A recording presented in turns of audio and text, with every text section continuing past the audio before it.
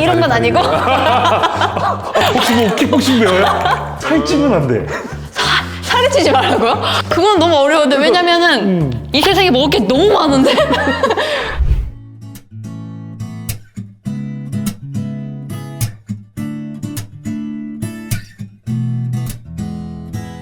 네, 안녕하세요. 안녕하세요. 쌤. 네, 오늘도 돌아온 꼬리에 꼬리를 무는 뭉침과 관절 이야기 꼬꼬무 시간이 돌아왔습니다.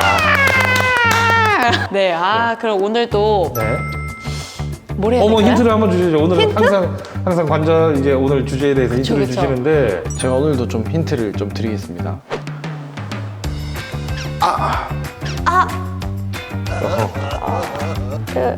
이런 건 아니고. 지금 이제 얘들 혹시 뭐 킥복싱 배워요? 무릎에 대한 관절을 이렇게. 보여주셨고 네. 뭔가 무릎의 통증 같은 얘기죠. 그러면 네. 이제 뭐 관절염? 관절염 아니고요. 연골연화증? 뭐 이런 건가? 이제 무릎 슬개골 연골연화증? 뭐 이렇게 되나? 어떻게 그렇게 똑똑해요? 내가 좀 공부했어요. 네, 오늘은 연골연화증, 슬개골 연골연화증에 네. 대해서 이야기를 나눠볼 거예요. 네, 알겠습니다. 슬개골 연골연화증이라고 하면 그냥 이름만 들으면 이제 일반인 분들이나 시청자분들, 그냥 환자분들은 좀 어려운 질환명일 것 같다는 생각도 좀 드는데 이게 어떤 건지 좀 간략하게 설명 좀 해주실 수 있나요? 진짜 뭐 말 그대로 이제 관절을 둘러싸고 있는 물렁뼈, 연골이 있는데 네. 그 연골이 어느 정도 이제 경도가 있어야 돼요. 단단해야 되는데 네. 이 단단해야 되는 조직이 약해져가지고 물렁물렁해지는 현상을 얘기합니다. 그러면 오늘도 돌아온 질문 시간. 그 슬개골 연골연화증은 네. 남자보다 여자한테 발생 확률이 높다. yes or no? 예스죠, 예스. 예스일까요? 예. 남성형 골반과 여성형 골반의 특징이 있어요. 네. 근데 남성보다 여성형 골반이 조금 더 넓은 골반을 갖고 있는데 네. 이 골반에 떨어지는 대퇴골두, 이제 네. 고관절이라고 하죠. 네. 고관절이 무릎으로 떨어지는 각도가 남자는 좀 고관절 축이 무릎하고 거의 비슷하게 떨어진다면 여자는 넓은 골반이기 때문에 밖에서 안으로 모이는 축이 만들어져요. 네. 그러다 보니까 무릎에 가해지는 부하점이 조금 더 구조상 좀 더 높을 수 있거든요. 네. 부하가 더 걸릴 수 있다는 얘기죠. 그래서 네. 남성분들보다 여성분들이 좀 높은 것 같습니다. 예. 자, 그러면 슬개골 연골연화증 이거의 원인이 되는 게 어떤 게 있나요?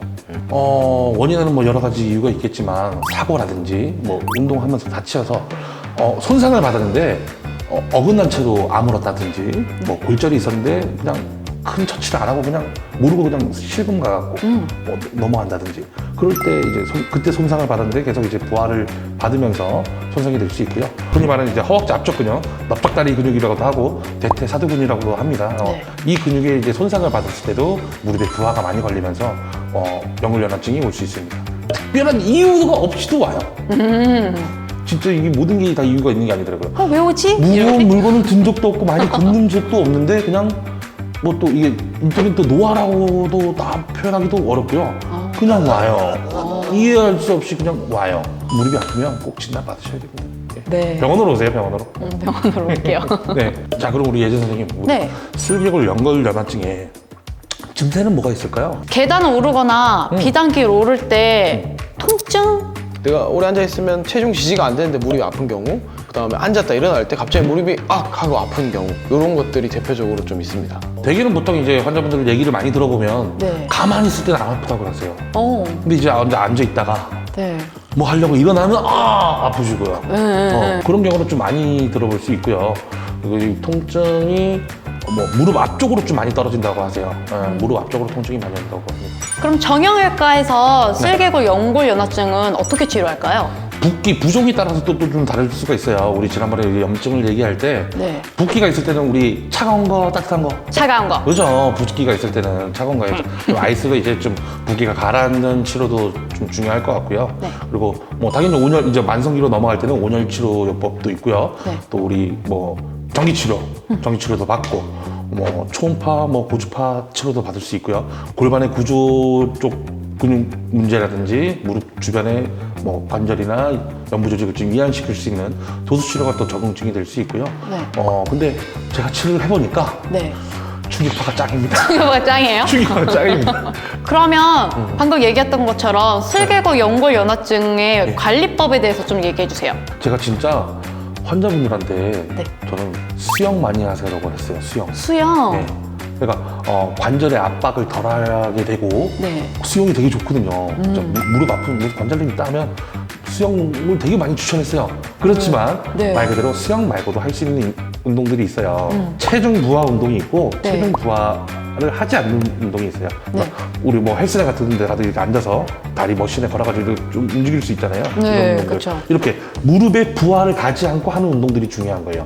분명히 근력 강화 운동을 해야 돼요. 네. 그런데 내 체중을 가지고 하면 또 압박이 있는 상태에서 하는 거잖아요. 네. 계속 안 좋아질 수 있어요. 그래서 이렇게 무릎에 압박이 가지 않는 조건을 만들어 놓고 뭐 요즘은 뭐 세라밴드를 이용해서 다리 묶어서 이렇게 네. 잡고 운동을 한다든지 뭐 이런 방법도 있을 수 있으니까 꼭 수영장이 아니어도 체중 부하를 하지 않고 할 수 있는 운동법들이 좀 많이 있어요. 그러니까 이런 부분은 이제 저희 병원에 와서 치료를 받으시면 치료사들이 정말 자세하게 여러 가지를 많이 알려드릴 수 있어요.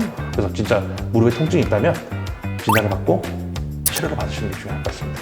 모든 질환들은 열심히 치료했다고 해서 바로 괜찮아지는 게 아니라 꾸준하게 관리를 해야지 좀 좋아질 수 있는데 혹시 여기 보는 시청자분들이 혼자서도 집에서 할 수 있는 그런 관리법들 같은 게 좀 있을까요?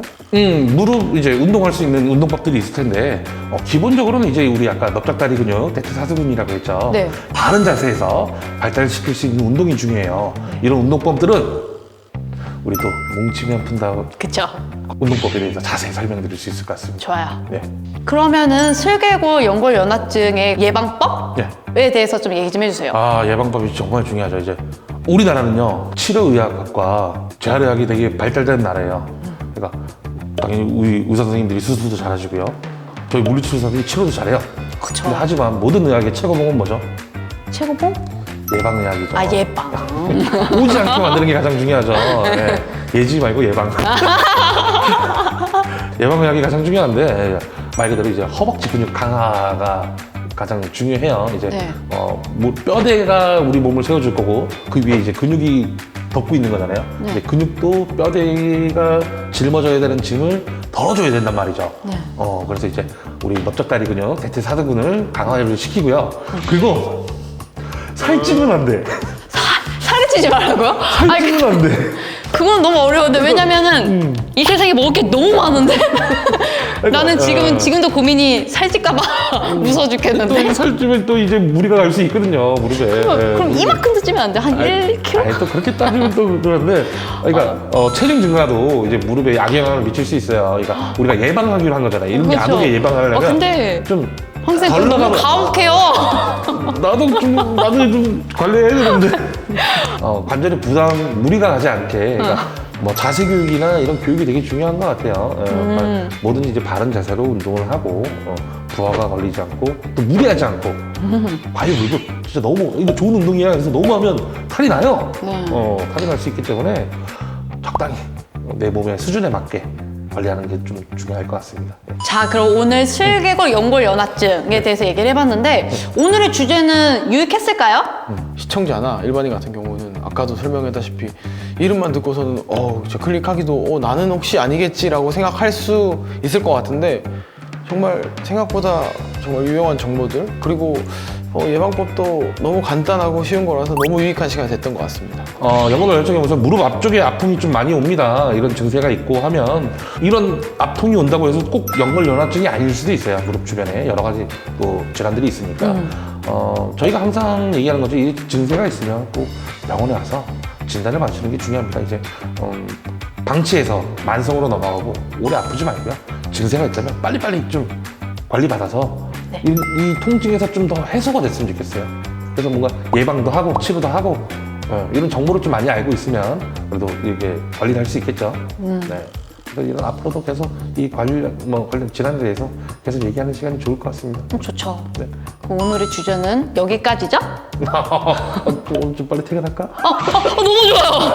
빨리 당장 집 퇴근할까? 가고 싶어요. 자, 우리 그럼 여기까지 안녕. 안녕. 다음에 봬요.